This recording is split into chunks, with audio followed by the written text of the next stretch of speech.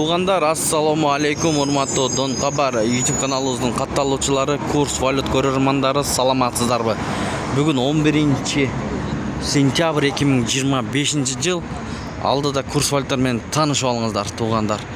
Рубль түшүп кетти эле кечинде.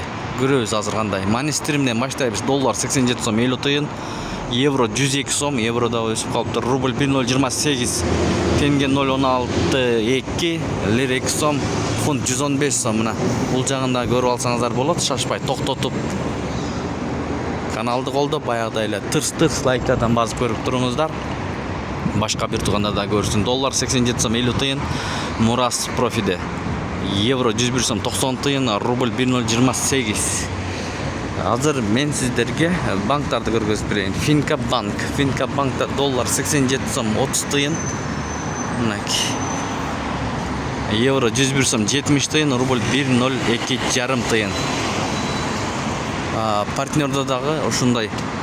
Рубль банк менен бирдей. Доллар 87 сом 50 тыйын, евро 101 сом 60 тыйын, рубль 102 жарым тыйын. Банкта доллар 87 сом 40 тыйын, евро 101 сом 30 тыйын, рубль 102 жарым тыйын.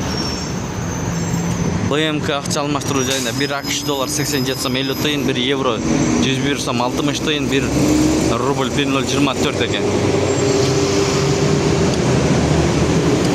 Şu менен видеону аяктайбыз. Сак саламатта туруңуздар. Бишкек шаарынан көрдүңүздөр.